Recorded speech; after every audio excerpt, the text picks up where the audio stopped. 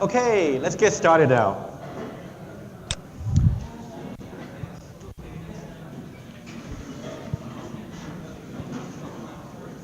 Okay, welcome to 3311.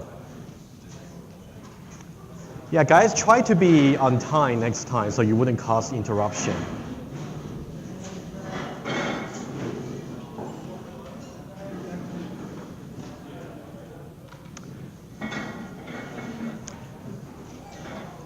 Okay, I would like to go over some administrative issues with you before I go to the course. It's a fun course. You may have heard about some rumors about this course, but I'll explain to you in just a moment. Okay? I took this course about 10 years ago when I was an undergrad student at York. I love that course. Hopefully you will love that too. We'll see. Okay.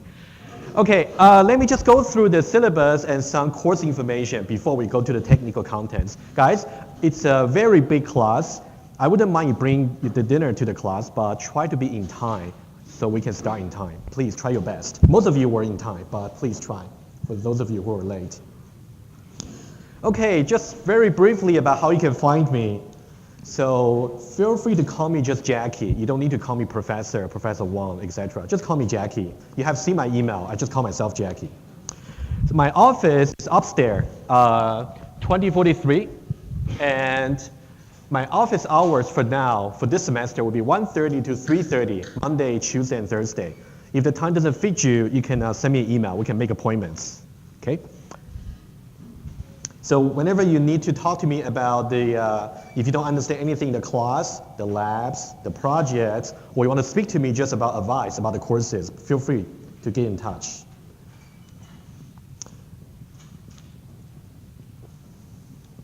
And I'm actually new to York to teach. So if you got any advice to me to improve my teaching, please feel free to tell me. Okay, what about the course information? There will be two sites you have to check regularly, two things. First of all, you should really log into the Moodle page for the York. Let me show you one thing here because there are much information there to tell you.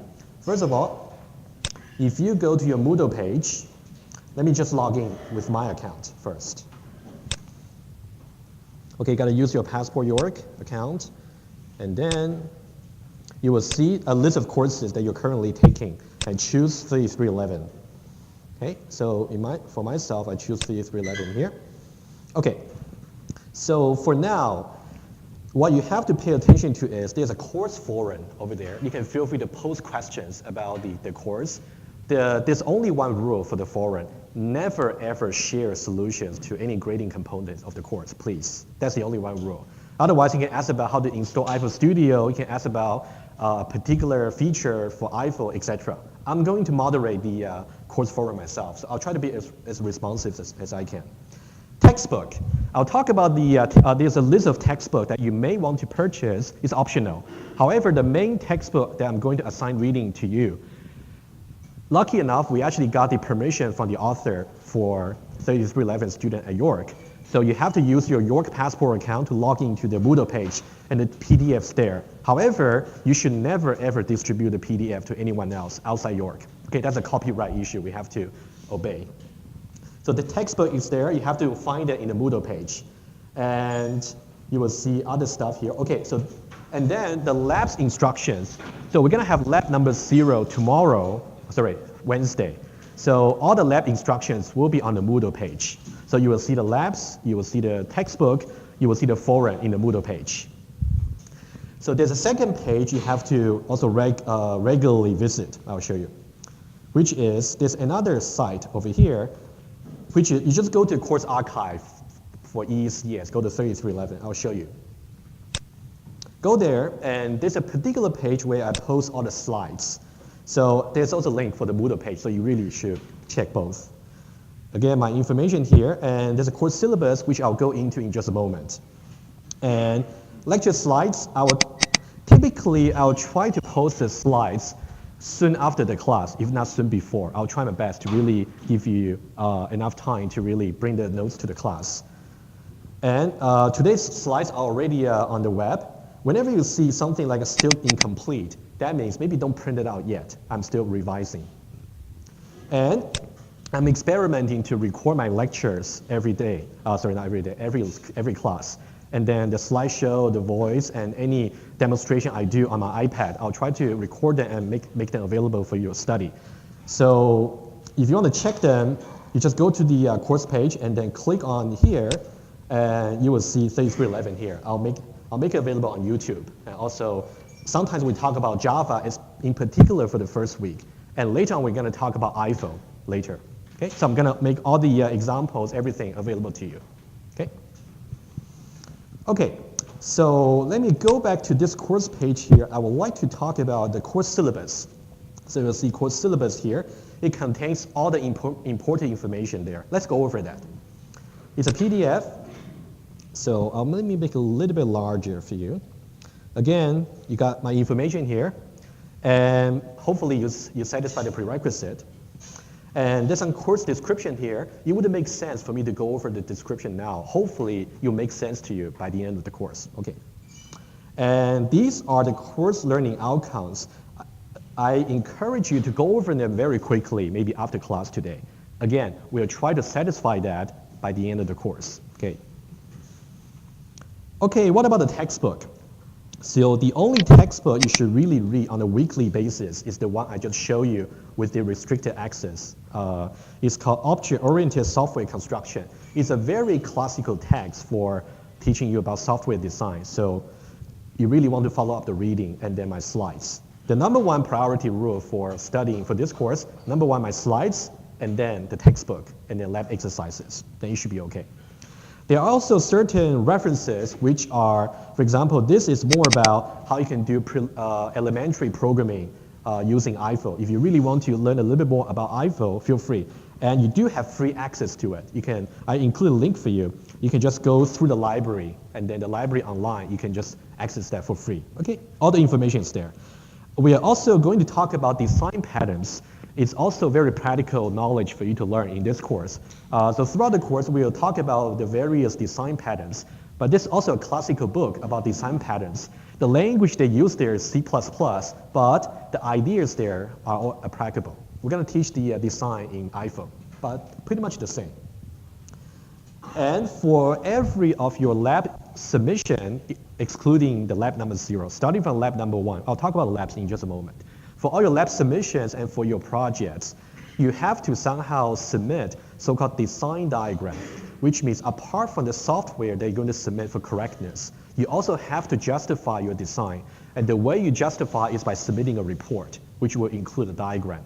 It's so-called a bound diagram, business-oriented notation. I'll talk about it throughout the class. Okay. We've got lecture time, the labs, and our lab number 0 will be tomorrow. It's actually on the same day, okay? So 2 to 3:30 and 3:30 to 5. Attendance. It's quite a large class, so I don't think I will bother to take attendance. We are university students, right? So, but I would say you'll soon realize my teaching style. I'll tend to not just read from the slides. I'll give you lots of examples, take a lot of questions in the class. I do encourage you to come in time, please. Try to come in time, so you wouldn't disrupt your colleagues. Lab tests. So as you can see that at the end of the syllabus, you have something called a tentative lecture schedule. So I include all the important dates you have to mark on your calendar. So there will be 3 lab tests throughout the semester. They will take place in your normal lab time, so you don't have to schedule any extra time outside your 3311. So you can check that. For example, your lab test number 1 will be October 11th. And I'm pretty sure you have done lab tests in the previous courses. Basically, you will sit in the prison lab 1006 upstairs, and then you will be isolated without any internet, any USB, no Facebook, no sharing for about 1 hour. So I'll give you some guidance every about a week or so before the lab test to give you some hints. If you really follow the labs and follow the lecture, you should be okay. So don't panic too much. Okay, so you should really check the schedule and the topics there. Sometimes I might run a little bit behind the schedule. That's okay. That's why I call it tentative. So we just focus on learning. Okay, how am I going to evaluate you for this course here? So this is the table here. Okay. You're going to make 5 lab submissions. Each one of them will be 4%. Out of the 4%, 1% will be the report. You have to draw a diagram. It should be very easy. So if you spend the time drawing the diagram carefully, produce some professional documents, 1% is very easy. And the other 3% is going to be the correctness of your software. I'm going to talk about design by contract, test-driven developments in the first 2 weeks. So I will show you how you can do that. Okay. It's a very good practice. You also have a slightly bigger project at the end, which will be 15%, 5% will be documentation, report, diagram, and 10% will be the correctness of your software. And you got the 3 lab tests, each one of them will be 10%. It's not really that heavy, but I would say try to prepare, just try to catch up with the readings, with the lecture slides, with everything I say. Okay. And you also got the final exam, which will be 35%. Any questions until now? Okay? Yes, please. Can you give me some sample for the final exam? Okay, the question is about example for final exam. Ask me again, maybe after lab test number 2. So maybe I will give you a little bit by the idea. If you want me to give you one, I don't have one at the moment. Okay, you later. Yes?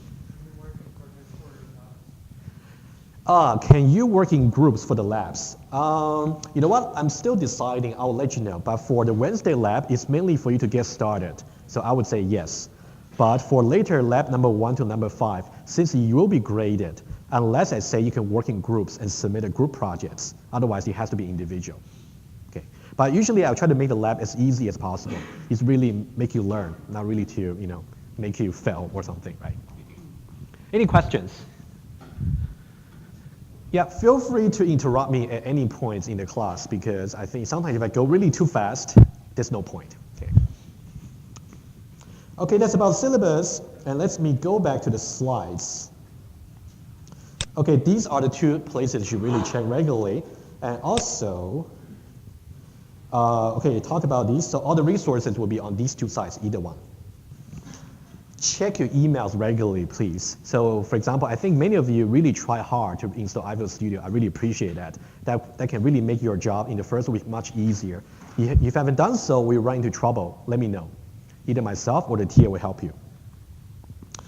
Lectures. So let's impose one policy, the only one policy here, one person talking at a time, please. It's a big classroom, so if more than one person talking, it will be very distracting to everyone. Use your mobile. I would say sometimes you might have emergency. I wouldn't mind, but I would say try to keep that as a minimum. If you ever get a chance to talk to people if they're checking mobile, not so pleasant. Okay, you know what I mean. Try to keep that as a minimum. And I would tend to do lots of additional illustrations on the board or on my iPad so I can record. However, I would say sometimes if the technology doesn't quite work, you might lose that. You don't really have the recording. So if you really wouldn't mind writing, I would suggest maybe buy a notebook, just copy what I say. It's up to you. That's just my recommendation. Okay, sometimes if you hear something I say in the class, maybe I didn't write it down, you were not sure what I really meant, write it down and show it to me during my office hour. Okay, so that'll be okay. And typically I cannot slow down too much in the class, but if you really want me to slow down to explain something again, feel free, that's fine. And also bring your laptop. For today, maybe we wouldn't do so much iPhone. Today will be, I tell you what, good news for you. Today is only Java. Okay, but only today. Well, maybe today and Wednesday. And later on, please bring your laptop with the iView Studio. Sometimes we might just try some particular concept. It'll be much easier if you can try right away. Okay, attendance, I talked about them already. Lab test as well. I'll give you a guidance as the time goes closer.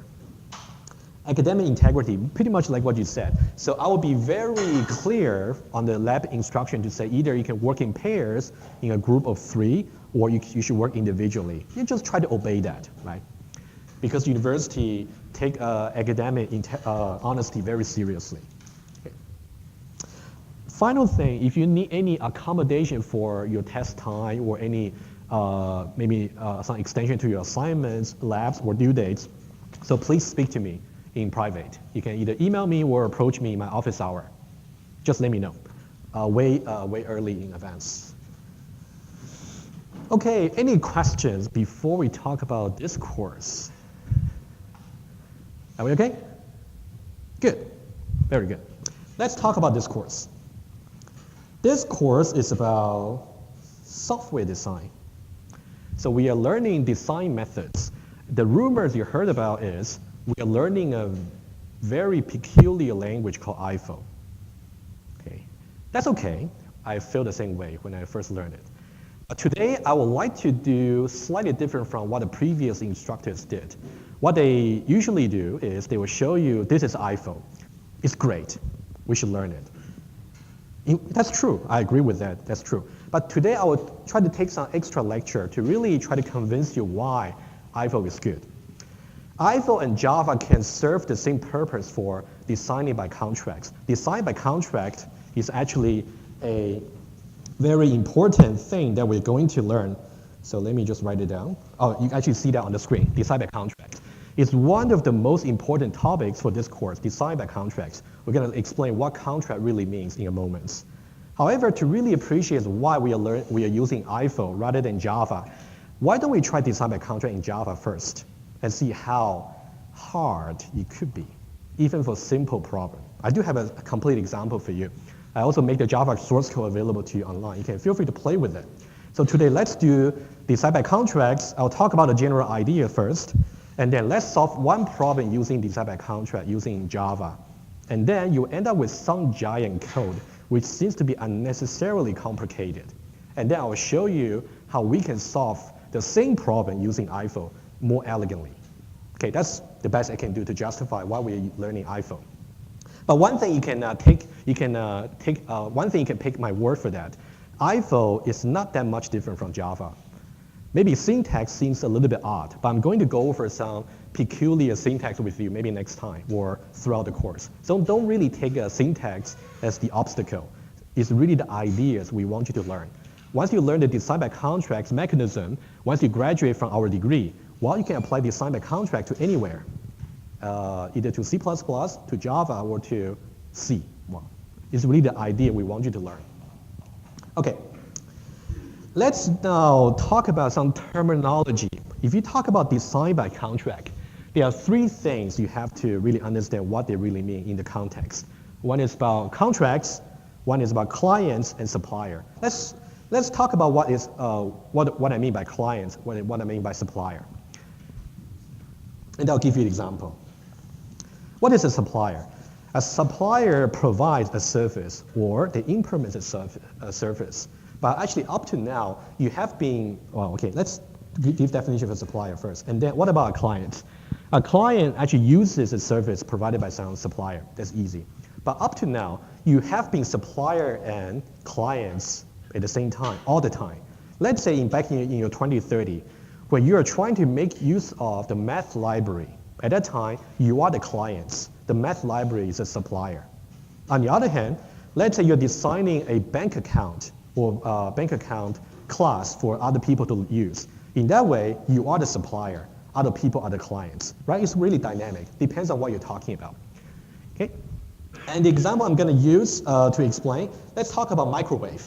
Okay? Let's say we have supplier of microwave and clients of microwave. Okay, so now this is certain rule we have to understand in the context of client supplier. For the clients, for them to use a service, it's not like the service will just work no matter what. Let's say if you want to use a microwave, you better close the door, power that on, and put something that's not so explosive inside and expect things to work, right? That would be reasonable. So that's kind of the assumption when the supplier of the microwave, when they're designing the microwave, they wouldn't think there will be a crazy user which will use in a very abnormal way, right? So there's really some contract in between. Okay, and also if the users are really behaving nicely and as instructed, and then the client, what's their benefits? They can really expect the microwave to work properly if you follow the instructions.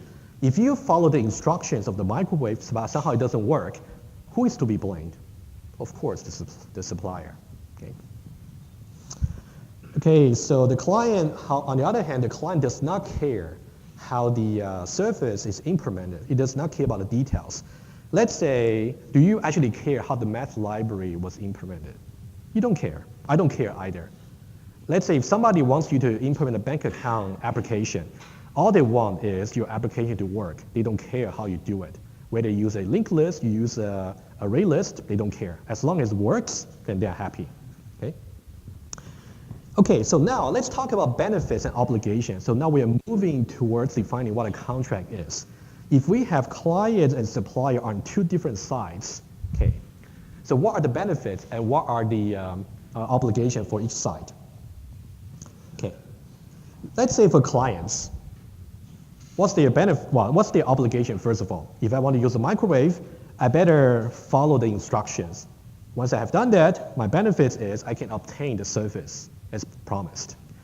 And interestingly, me as a client, my benefits are exactly the obligation of my supplier.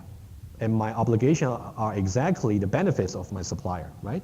So now you can see that for the supplier, the benefit is the users are going to use their service in a reasonable way as I instructed, okay? On the other hand, if they try to use my software or my service in a reasonable way, I should guarantee the service they get is really satisfactory, okay? So you can see so far we haven't talked about Java, IFO. No, we're talking about some method for you to do design. So there's really a contract between the two parties. So now, how can a contract be violated? So you can see we got two sides here. At any time, if anything goes wrong, there should be exactly one side to be blamed. You cannot say, oh, something goes wrong, but both parties should be blamed. Then that's not a good design. You should blame exactly just one side. Let's think about the different scenarios. Let's say if the instructions are not followed, who should be blamed? Clients, right? Because they didn't follow the instructions. Let's say the instructions are followed, but somehow the service was not that satisfactory. Should we blame the clients? Of course not. They follow the instructions. What else can they do? Of course, we blame the supplier. So these are the two typical scenarios you have to be clear about.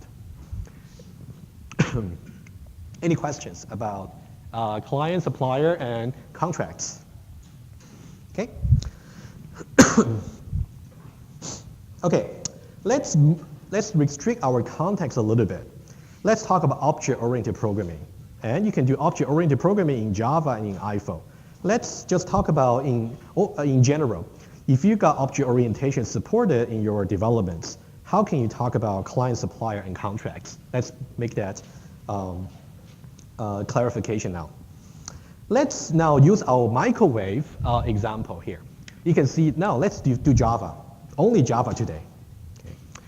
So now let's see a class called microwave. We got two attributes, on, whether the power is on or not, and whether the door is locked or not. We got two attributes. You also get two methods which will turn the power on or lock the door, right? Very easy. And also, let's say we have a heat method. And the heat method is going to take one argument, which will be some objects, some stuff to really heat, right? So now, I'm not showing any details. These are the mechanics for the microwave. But basically, it goes like this.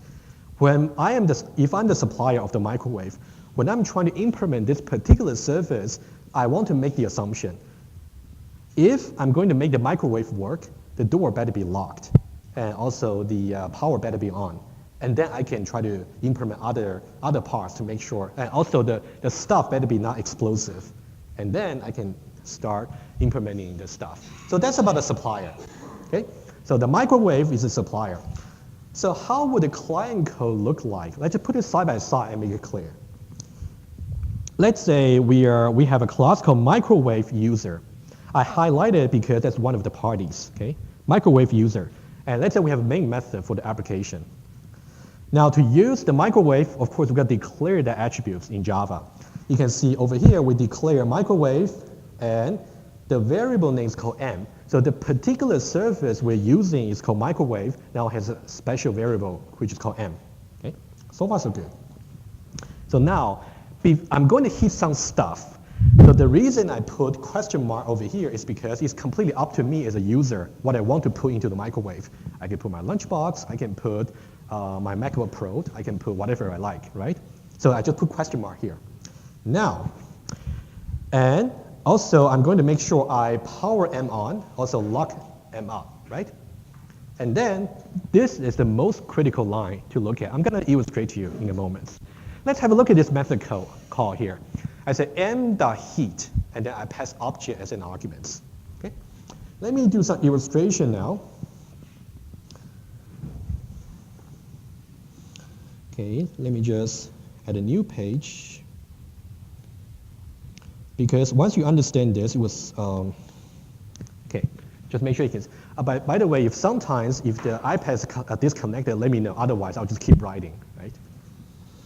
Okay, so now we have m dot heat, and then we have objects, right? So now we are in the context of class microwave user. Okay, that's the context we have. Now let's talk about what really client supplier how should we figure that out? First of all, since we are trying to, let me use a different color here. First of all, microwave user, that's why I chose the name. Since we are trying to make a method call in the context of this class, so we know that this guy here is a client. And we're trying to use some surface there. When you say m.heat over here, on the other hand, you can see that we are trying to use a surface from m. And we know that m was declared of type microwave. So we know that the supplier is microwave.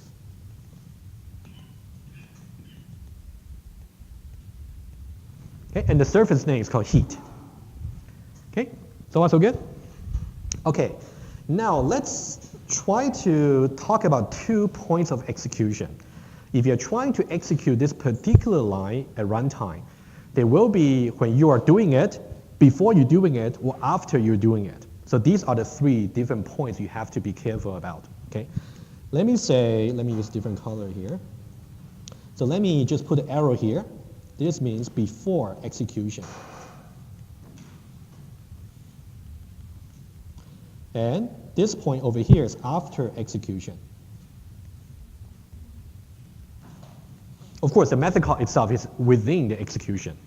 So now, let's say right before I execute this m.heat objects, think about what would be the obligations of me as a user to really make sure when I call this method here, it's legitimate for me to do so, right? As we said before, I got to make sure m.door is actually locked, and also m.power is actually on, right? So these are my obligations, right?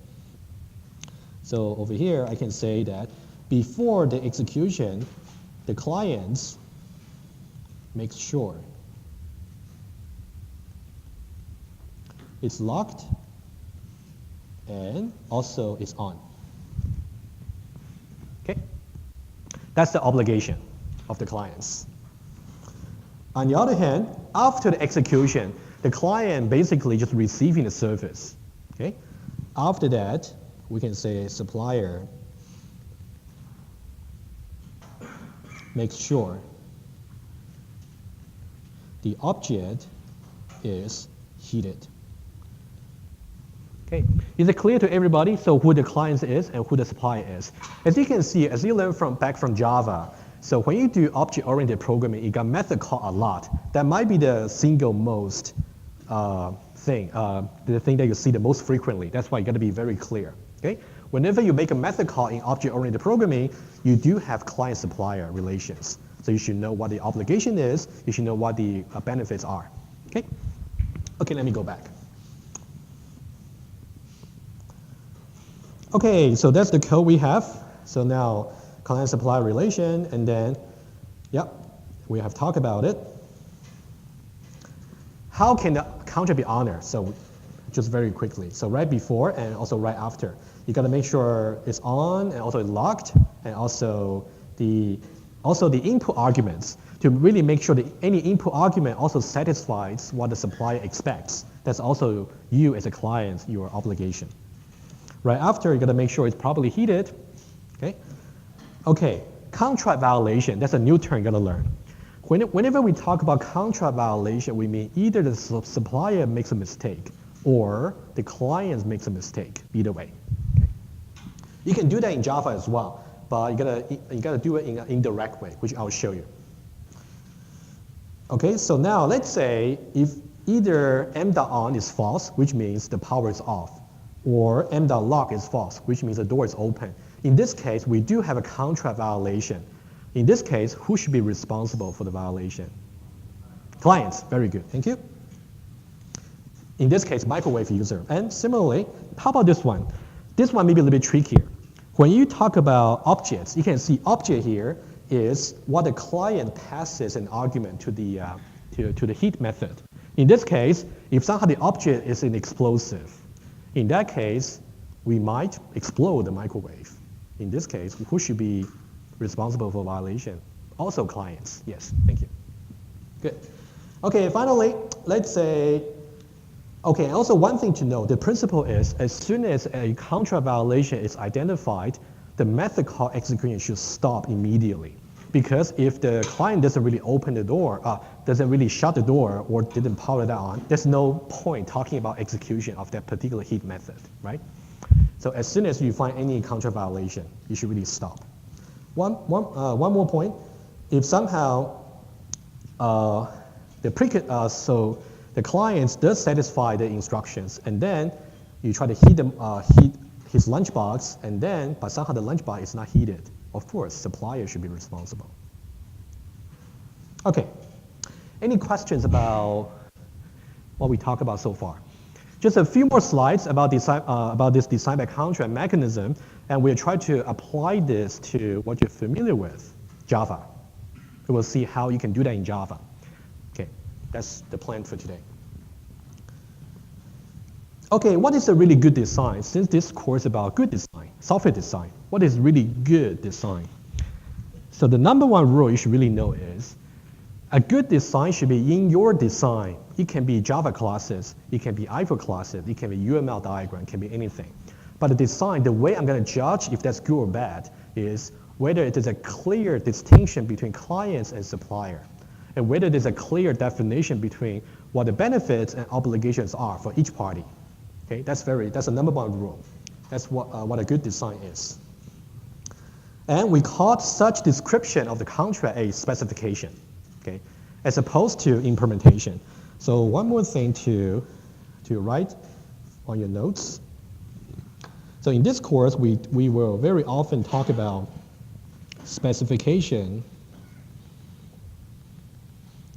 versus implementation.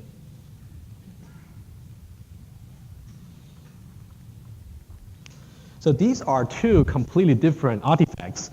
I can claim that maybe so far in your 2011, in your 2030, in your first year classes, you all have been doing implementation. It wasn't so much about specification. Maybe you haven't even thought about to do specification. What's really the use of specification? I can tell you it's really crucial. Otherwise, you wouldn't be here today, right? So implementation, when you hear people talking about it, implementation simply means code.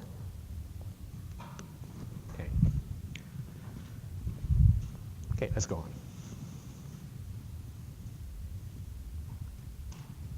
Okay, so we call that specification. So now, when you conduct a software design, you should really be guided. The way you come up with your final design, it doesn't have to be a single process. It can be iterative process. But the way you decide whether your design is good enough is by thinking about, have I really defined clearly who the clients are, who the suppliers are, and what are their mutual obligation or benefits. Okay, now one more thing, a few more points. The instructions to the client should not be unreasonable, right? Since we say that the obligation for the clients is to follow instructions, however, it cannot be any instructions. For example, if you want me to use the microwave, you cannot expect me to maybe fix something internally and then use it, right? I'm not qualified to do so. So that's something you gotta make sure it's reasonable instructions. We'll talk about what reasonable really means mathematically later on in the course. So 1090 is also a prerequisite. I'm sure you guys love 1090 a lot. No?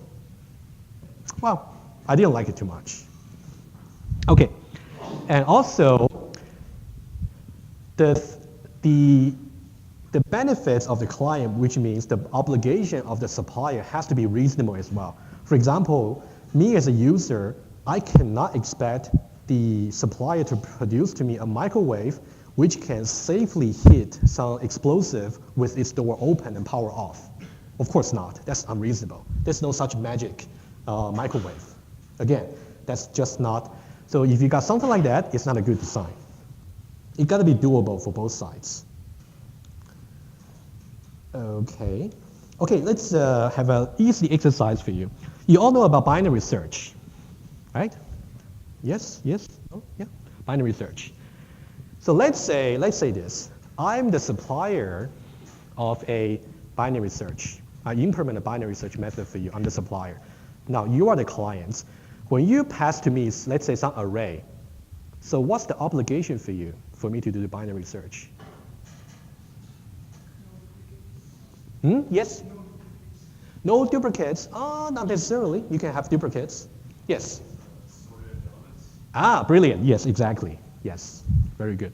Remember, if you want to do binary search, the reason that you can ignore the other half is because it's sorted. That's why you can go to the lower half or upper half. Okay? That's just one idea for you. I got more examples for you. Basically, everything you learned back in 2011 or later on, have you taken 3101? The algorithm course, maybe about later on.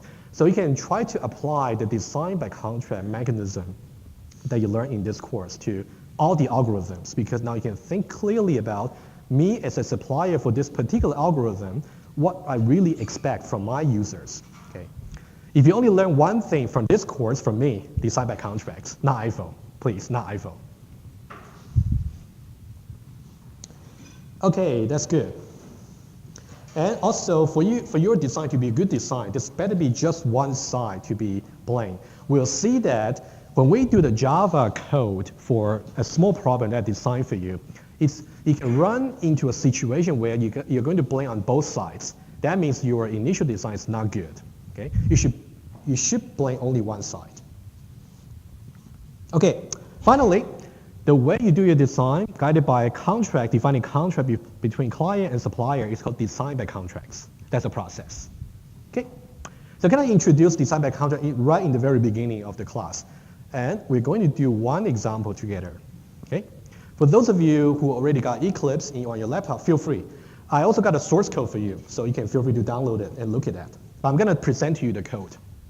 Today, it's going to be a little bit one-directional, since I'm going to show you what the Java code looks like and go over very quickly. So this is how I'm going to do for the rest of the day. I may not be able to finish all of them, but hopefully you will get an idea. I'm going to present to you a problem, and the way I'm going to present a problem to you, I'm going to tell you what the requirements are. There are 6 distinct requirements for the problem that you're going to satisfy by writing your Java code. I'm going to show you from the most naive design, and then I'm going to gradually improve it until the final one. That is going to be a good design. And then for each step, I'm going to justify why. So we've got 5 versions. I'm not sure if I can run all the 5 versions today. I'll run as many as possible. In my slides, I actually got 7. But maybe next week, we'll do 6 and 7. But let's do the very simple one.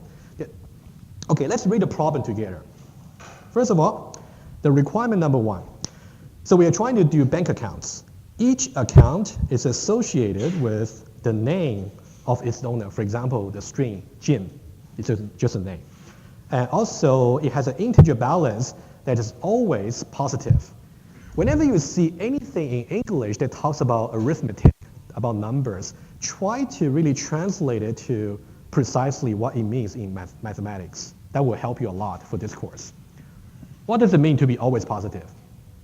Greater than 0, or greater than or equal to 0. Greater than 0, right? Okay. Just for those of you who are a little bit uncomfortable with this, I'll just tell you the most common one we're using for this course. Okay. Let me just talk about it. Okay. So now, when you say positive,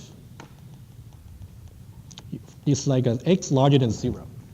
When you say, what about non-negative?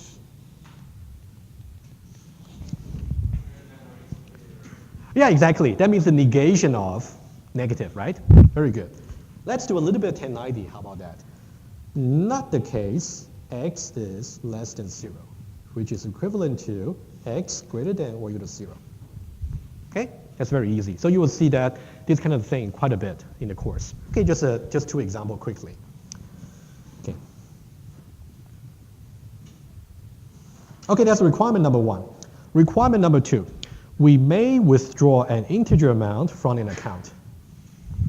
You might have many questions to me. Wow, this requirement number 2 here is kind of too vague. What do you mean to withdraw? Can I withdraw anything?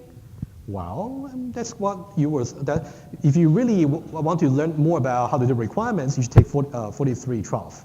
Okay, it's a good course. But in this course, we're going to do design. Let's say that's a requirement I can tell you. Do your best. So we're going to focus on these 2 requirements for today. And we also got requirement number 3. We got another party that comes in. We also got bank. Bank has a list of accounts.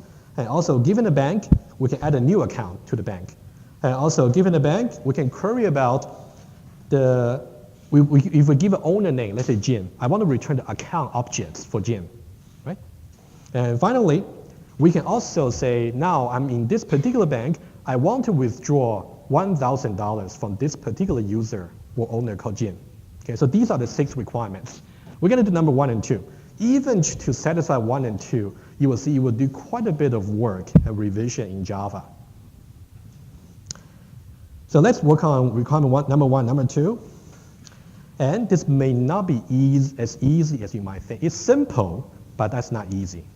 You'll see there are lots of technical stuff you got to get through. Okay? Let me first of all present to you a naive design. Oh, if you want to try the code, very easy. Go to the slides for today, and you will see that I actually gave you a zip file. It's like a project archive file for you to try. If you're not too sure how to import archive file, here's a tutorial video for you. And also, to really run certain things called assertions in Java, there's also a particular flag you have to set for your Eclipse if you want to try. So this slide here is completely optional, but if you really want to understand what's the complete picture of what I say in the class, you can feel free to play with the code. Okay? Okay. Now, let's now do version 1. In total, I got 7 versions, okay, in total. But let's try version 1. Let's do 1 version at a time. Don't panic. I'll guide you through. At any point, if you really get stuck, let me know. Version 1 is very easy. So now, first of all, I just called account v1 convention version 1. And then I have, since I got owner and the balance, let me just make it simple, just integer, not double. So each account has a string owner and integer balance. And then I have some getter methods for accessing these 2 attributes. And also, I got a constructor. You can see the constructor here is going to take a string owner, for example, Jim, or maybe also some initial balance, let's say $100, for example. And then it's going to assign owner to this owner, balance to this balance, right? Straightforward. And now withdraw. My first attempt is to say, I'm going to have a mutator method for this, and then I'm going to withdraw a certain amount, which is integer. I will simply do subtraction. Well, that seems reasonable. Well, withdraw, subtraction, deposit, addition. And then finally, I just have some toString methods to help me to print something to the console. Okay? Question for you. Now, before we move on to version 2, I would like to criticize, well, there should be a motivation to go to version 2 because version 1 is not good enough. I can tell you there are many issues for version 1. You may have seen that already. Why don't I open this for very quick discussion? Is this a good design? Okay, very good. You know, psychologically, it cannot be a good design, right? Otherwise, we are done. Right? Then why don't we use Java, right? No, it's not a good design. Good. That's a good start. Why not? Yes, please. Which one? The amount is enough, like you can take the amount out of balance. You mean line number, for example, you mean talk about withdrawal method, right? Okay, very good. Well, for example, let's say for the amount here, let's say, oh, just hold on, please. Let's say if I got $100 in my account, I cannot withdraw 150, for example, okay? And also, can I withdraw minus $1 million from my account? Well, it'd be great if I can, right? But of course I cannot. But this particular design, you can. I think your clients would be very happy if you do that, right? Okay, anything else? Yes. Which line are you talking about? Just refer to me the line number. Which line you think that's problematic? Number 7 there, yes. So I think what you meant, yeah. So you can see in line number 6, we're passing some integer balance, but we have no restriction whatsoever on the balance. It can be negative, right? Because we remember requirement number 1. We say that the balance should always be positive, right? Not even 0. Okay, we got many things here. They're very good. Very good. So now it should always be positive. Somehow you can, number one rule for your design. Your design should really explicitly integrate anything that's required by your user. For example, the user tells you that the balance should always be positive. In this design here, there's nowhere it says that it should be positive. Nowhere. You can do that in Java, but not so pleasant way. Okay, let's just run through some justification very quickly. For those of you who may not be so convinced, I'll show you. So how do we prove that this design is not good? We don't necessarily have to go through some very formal mathematical proof. We don't have to, like what you did in 1090. It's not necessary. It's overkill. The way I'm going to disprove this design is I'm going to show you different scenarios where it's apparently wrong. Because this design is going to allow certain problematic scenarios, so it should not be a good design. Okay? In some way, some scenarios is actually quite ridiculous. First of all, let's have a bank application version 1. Okay? Now, so I'm going to, just some output to the console. So now I'm going to create a new bank account called Alan. Initial balance -10. I think one of you already spotted that possibility. Now I'm passing -10 to Alan, which means he's going to be invalid right in the beginning. Okay, that's it. That's the tester. If you run this, if you try to run the Java code I gave to you, or just try this by yourself, this is going to be the output to the console. It simply say, you created an account called Alan, his initial balance is -10. It doesn't report any errors. There's no contract violation. But we know that having -10 as the balance is apparently wrong. So the design does not reveal this problem in any way. So this is like a counter example number 1. Okay, exactly what I said. You can read through the slides yourself. Number 2. Now let's say we create another account called Mark. Now the initial value for the balance is 100, which is absolutely valid. That's okay. But I'm going to withdraw -1,000,000 from that account. Let's see what's going to happen here. Well, we know that, remember requirement number 2, we say that we should be able to withdraw some money from the account. It doesn't really say how exactly you're supposed to do it, but we know that it should be quite obvious, right? For withdrawal, there should be some common knowledge, some common sense over there. If you got some -1,000,000, you shouldn't have a scenario like this. So if you just run that naive design, wow, Mark now got $1,100,000 there in the account. Apparently that's wrong. And your design allows that to happen. There's no contract violation reported, so that's not good. So that's counterexample number 2. Okay? So far so good? Am I too fast? Am I okay? Okay. Okay. Counterexample number 3. Let's try, this one also, one of you also spotted that. Let's say for Tom, initial balance legal 100. Now we're trying to withdraw 150, which means if you do that, you're going to result in -50, which is also illegal. So it shouldn't even be withdrawn in the first place. Okay? So if you try that, you're going to have, wow, Tom's balance is now -50. This will be also very good if that's allowed, right? No, you shouldn't be able to do that. So you can see so far we talk about 3 different scenarios where it is really problematic. Okay. How should we improve it? Okay. So now we are trying to add some more ingredients or more contracts into our design. Since we just learned about designer contracts, so we should really know now, we know that the bank account is the supplier. the bank account application is this, the clients, right? Supplier and clients. Now we want to somehow add contract to it, right? For example, let me just give you some quick idea before I go through the slides. Okay, let me now say that when I say mark dot withdraw,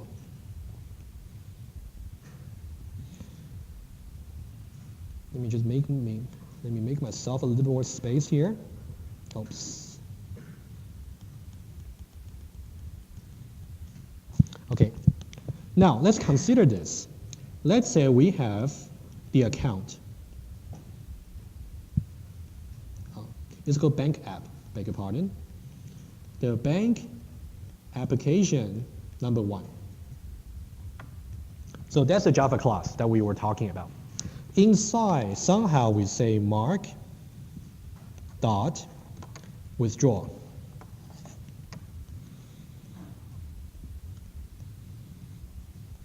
Minus a million.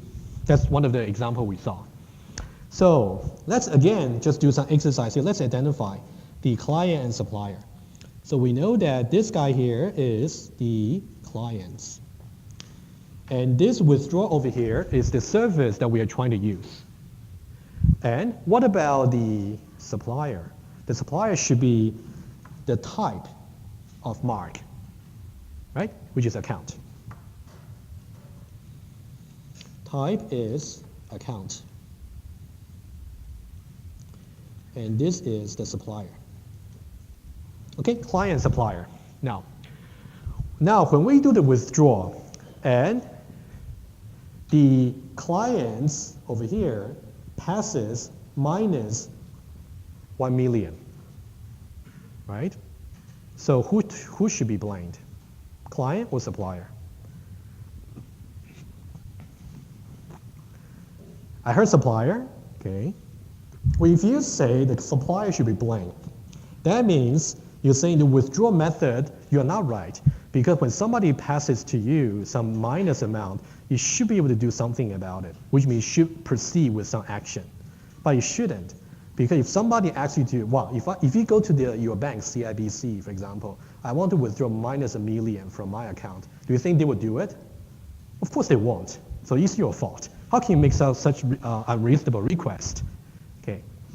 So now from this particular example, we know that if we are trying to make this particular very, very unreasonable request, it should be rejected right away. You shouldn't even be allowed to execute the withdrawal method. That's the assignment contract we just learned. Okay?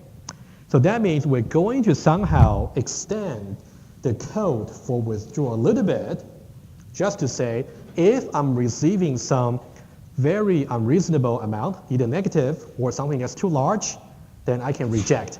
I don't have to do anything. I can just reject. I don't need to go on to do any calculation. Okay? So such conditions to say before, so we want to say before this particular method is executed, we want to make sure certain conditions are really met. So these are so-called preconditions. Okay? So that's what I'm gonna show you how you can improve version number 1. So let's talk about preconditions. So preconditions is actually a way to specify exactly how you are going to proceed with your execution. Okay? You got to make some reasonable assumptions. So preconditions are the assumption you can make about your operations, like a withdrawal. So now, for example, let's say here, if you're trying to execute this method here, division x by y, what should be the precondition? Y can be 0, exactly, very good. Exactly. Basically, preconditions are, if the preconditions are satisfied, then your operation should be able to execute and also to proceed with any result you're expecting. Okay, very good. Now, this one should be quite easy, but let's try again. Let's say we do a binary search. I'm giving you 2 input arguments, x and array of integers. Now, precondition should be array is sorted, right?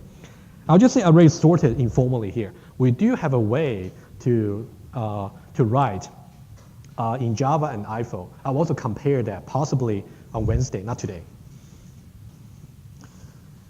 So now, how do we do preconditions in Java? Well, you learn about exceptions a lot. So I'm pretty sure you know how to do it. I'm going to show you. So basically, in the beginning of the withdrawal, I'm going to say if the amount I'm trying to withdraw is less than 0, for example, I'm going to throw a particular new exception, maybe amount negative exception, right? So depending on how many preconditions I might have, I need to create this many exception classes accordingly. Agree? That's kind of the trouble I need to take. But since I'm programming in Java, let's take it. Okay, one thing to note. So now something I would like you to understand.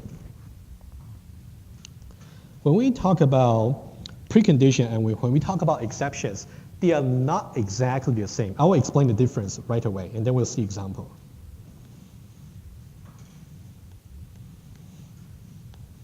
Okay, so now let's talk about so precondition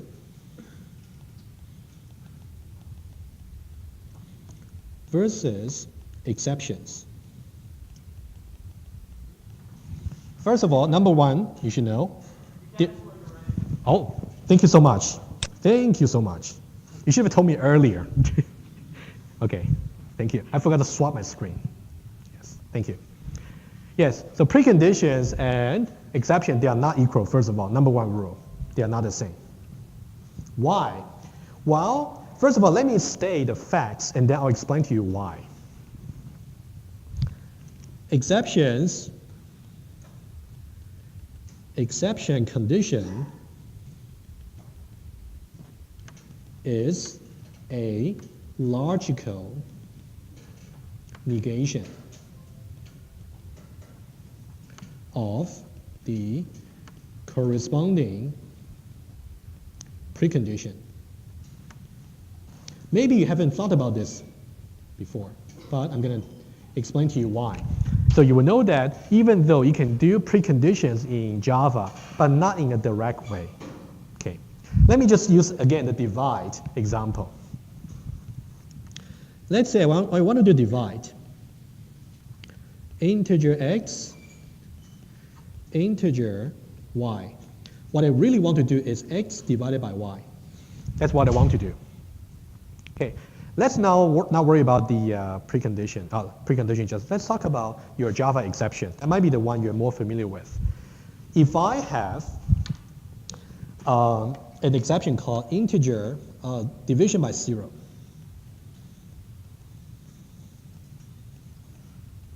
exception. So when will you throw this exception? Yes. When y equals 0, not if y is a string. Yeah, exactly. Let's just take that number part because we know y is already an integer, right? So we're going to take that. So y is 0. So we know that we're going to throw this particular division by 0 exception if y is equal to 0. Okay, that's how you think. In some way, when you think about exceptions, you think negatively. You think about under what circumstances am I going to throw an exception? Am I going to report an error? Preconditions think from the other angle. In some ways, more intuitive. Why? Is to say, if I want to do division, what do I expect from my inputs? Well, I want my y not to be equal to 0. Right? I'm thinking more positively in some way. On the other hand, the precondition here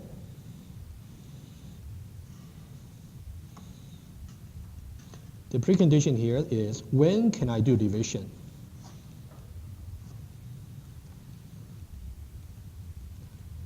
In this way, it's going to be, well, as long as y is not equal to 0, then I can do it. So now, if you try to compare this and this, they are the logical negations of each other, right?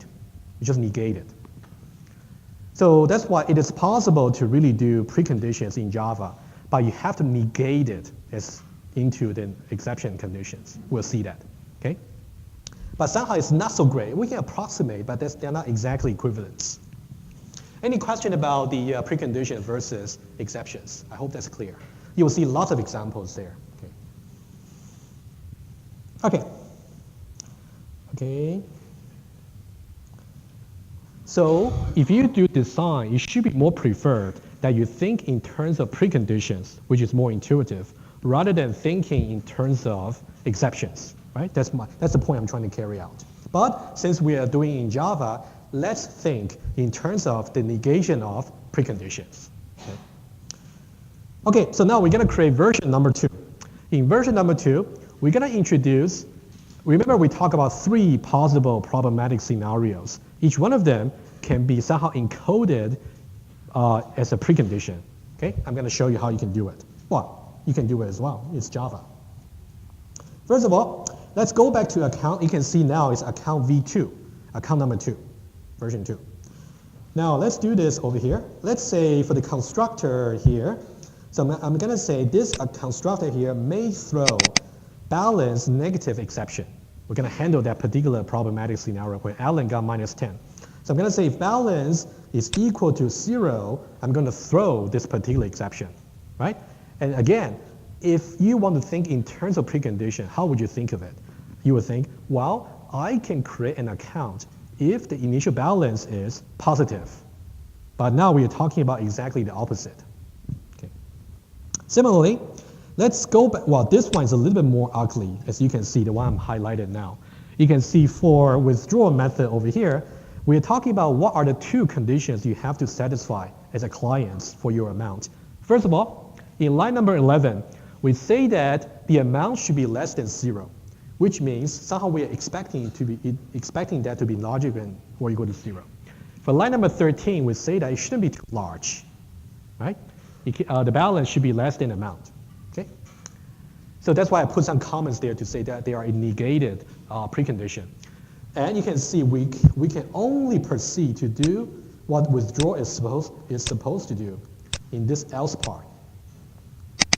Okay, let me just highlight it. This part here. We can only reach this part if all the preconditions or all the exceptions conditions are not met. So then we can go there. Okay. Any question about this? Yes. Because the negative of the conditions should be balance equal or 0. Yeah. Yes, I do see your point. You know, for those of you with a very careful mind, you might think line number 11, line number 13 are not exactly correct there. It's deliberate. We'll talk about it in just a moment. Okay, we'll get there. We'll get there. Very good. Okay, so now one more thing I would like to mention. What if you got 10 different preconditions for a particular method? Then you're going to have if, else if, else if, else if, else if, so many else if. That's really the extra burden you have to really take, which will pollute your Java code quite a lot. Seriously, okay? If you talk about this toy example, you are okay. We are okay. I don't care. But if you talk about real industrial strength application, the long list of if then else statement is going to kill you. Well, let's make it not so dramatic. It's going to make you very, very bored and error prone. Okay, so now let's have a look at so we just talked about how you change the supplier. The supplier may now throw the exceptions if you give some invalid inputs. What about the clients? You can see we only want to change the supplier so the supplier is very clear about what a client should do. At the same time, the client has to complicate their code as well. You can see, as you learned from Java, if you got exceptions, you got to handle that. You got to use a try and catch, right? You can see the only thing, well, let me highlight these for you. These 2 lines are what we used to write. And from version 1 to version 2, we introduced the exceptions. Now, that's why we have to pollute our code quite a bit. You will see that's even the case in just a moment. Okay, however, the try and catch will do its job. So now, imagine this.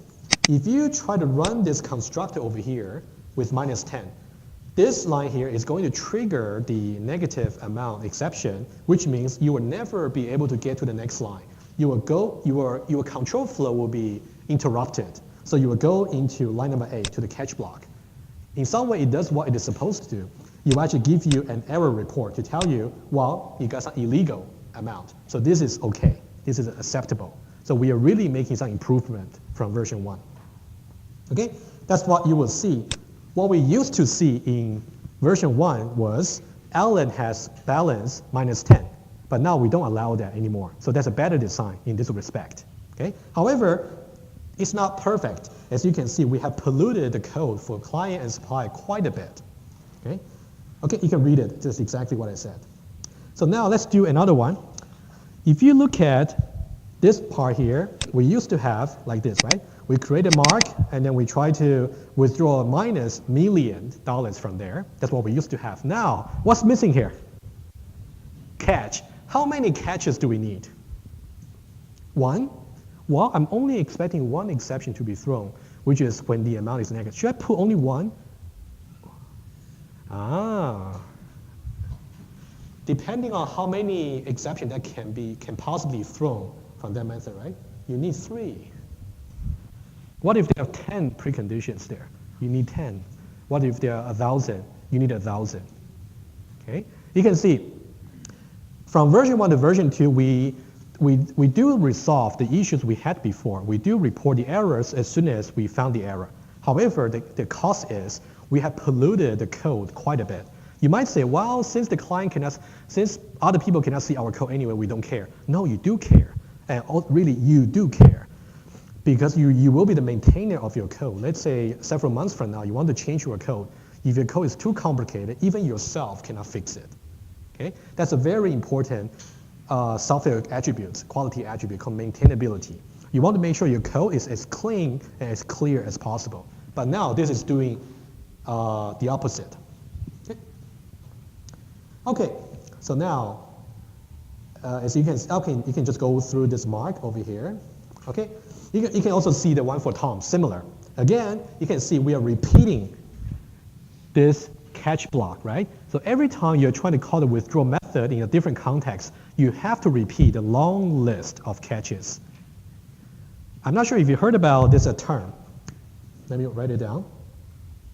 Whenever people say, add a page below. So this expression you may want to learn. Okay? When people say your code smells. Have you heard about this expression before? Maybe you haven't, right? What does that mean? That means you have unnecessary repetition of your code, like what we just have seen. Every time you're going to use a withdraw method there, you have to repeat the same list of catch statements. That's not good. Your code smells, that means unnecessary repetition. How do you eliminate the smell in principle from your code? We want to reuse as much as possible. Okay, I'll just write the principle here. We talk about reusability a lot later in the course. Resolve by reusing your code as much as possible. Okay? I'm glad at least you learned one expression today, right? If not decide by contract, at least you know what it means when I say your code smells. Okay, now let's go on. So if you go through the one for the third problematic scenario, it will be the same. Okay, nothing special here. Now, here's a more important thing. You might say, well, if the 3 previous problematic scenarios were already resolved, so then this should be a good design. No, it's not. It is not. Okay. So here are all so I'm highlighting this, and this. These 3. Okay. There are some problematic, maybe more than one. There are 3. So these are the 3 exception conditions we have over here. Can you see any problem with it?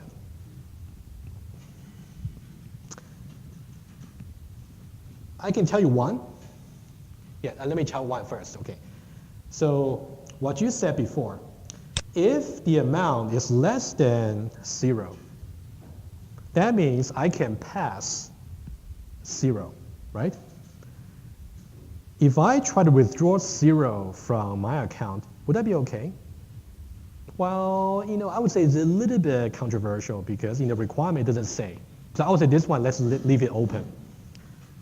Let's say I got $100. I withdraw $0 from my account. It will still be valid because I still got a positive amount. It wouldn't really make my account invalid. What I want you to look at is this one here. There's some problem with it. Yes, please. You withdraw the same amount as the balance. Uh-huh. And have a breach of the requirement one, which is your balance. Exactly. Very good. Thank you. Exactly correct. So now for this particular line here, there's a problem here. So we have balance less than amount. Okay? Let's think about this. If balance happens to be equal to amount, they're the same. I got $100. Now you're going to withdraw $100 from my account, which means I'm going to get zero balance. Zero balance is going to breach requirements number 1 because 0 does not satisfy positive. So you can see somehow this precondition here is going to work most of the time, or very often. However, if you give a very special case, you can disprove it. Okay? That's a problem. However, a very quick fix can be you can just change that to whatever that's appropriate, right? However, I want to use this particular example to show you. Let's say I got $100 at the moment, and then I'm trying to withdraw $100 from my account, which means my balance will become 0. And we know that 0 is considered as illegal for any account objects. Now, there is a particular contract called invariance, which I'll explain in just a moment, which can also be checked. So to fix this problem here, there are 2 ways to do it. Either you can fix the precondition here, or we can add an additional contract, which will do the same thing. That's what I want to illustrate to you.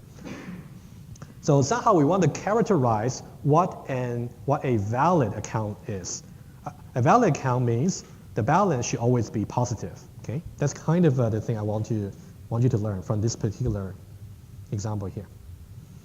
Okay, this one I just wanted to show you very quickly. So if you got 100 and 100, you can see that if balance happens to be equal to amount, so this one is going to be false. So you're not going to throw the exception. So this is not good.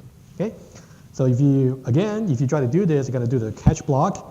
And you're going to have a very, very ridiculous run of your program. It's going to allow the resulting balance to be 0 without ever reporting any contract violation. So there's something wrong with it. Okay?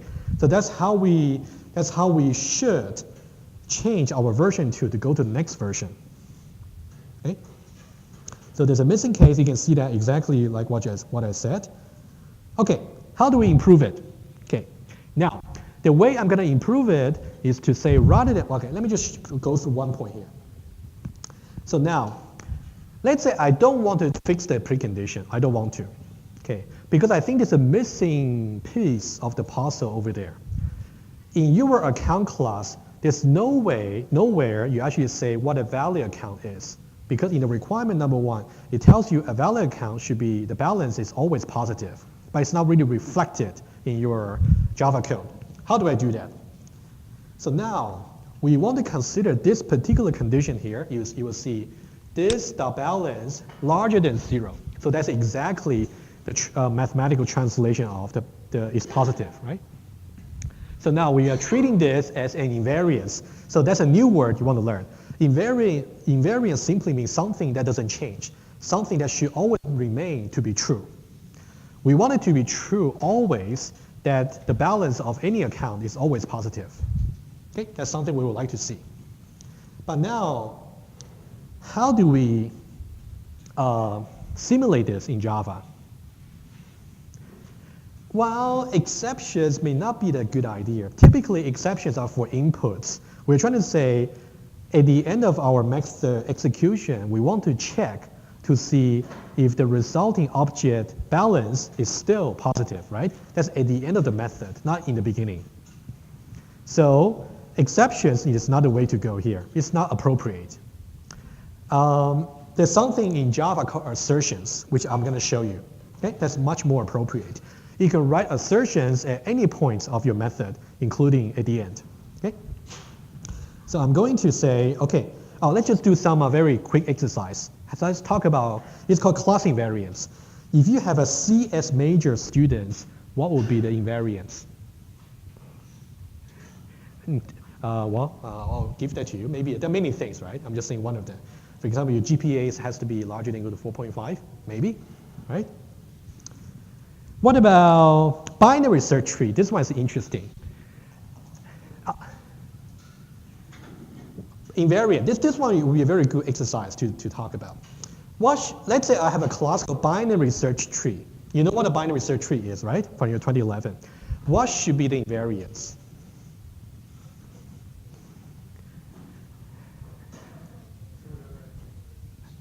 Sorry? Sorted? Okay. There's one answer called array sorted. It's not quite there. Because we got a tree, how can you get an array? I think what you meant was, yes, go ahead. That's only a binary tree. That's not even a binary search tree. We talk about search tree property, right? From your 2011. Anyone want to try before I say, yes? Exactly. And in order traversal is going to give you a sorted sequence of the keys. Exactly. Brilliant. Brilliant. So that's kind of the invariance. You can go back to your 2011 and think about for every data structure you have, what should be the invariance? Let me do a few more minutes and then we're done for today. Okay, now, how do we do this in Java? The best we can do is by using assertions. But now, fortunately, we don't have to actually encode the logical negations anymore. We can just use assertions. For example, you can say assert is a keyword in Java. You can try, you will see in the Java code. This.gpa is larger than or equal to 4.5. Easy. You can put that at the end of every method. Okay. I have about 3 or 4 minutes. So let's go over version 3 very quickly. And then next time we'll start with criticizing version 3. Okay, that's what we'll do. So for version 3, so basically you're introducing the assert statement over here at the end of each method. Basically, at the end of each method, you want to make sure the resulting states, the resulting balance is positive. You can also give a tag if you like. Okay? Okay, so I do that for the constructor, and I do that for the withdrawal, these two. So now, imagine this. For the withdrawal method, if I give something to you that's exactly equal to the balance, what's going to happen is the resulting balance will be 0. And 0 is not going to satisfy greater than 0. So we're going to get an assertion error. So we have a counter violation, which is called class invariance. Okay? So now I have only a small assignment for you before Wednesday. So you can go through this code. I don't need to go through that anymore. So this is how we can resolve the previous scenario to say, if you get 100, withdrawn from 100, you get 0. Now you will get assertion error, right? Okay, we'll start from here next time, but go through the slides until slide 25. Okay, see you next time.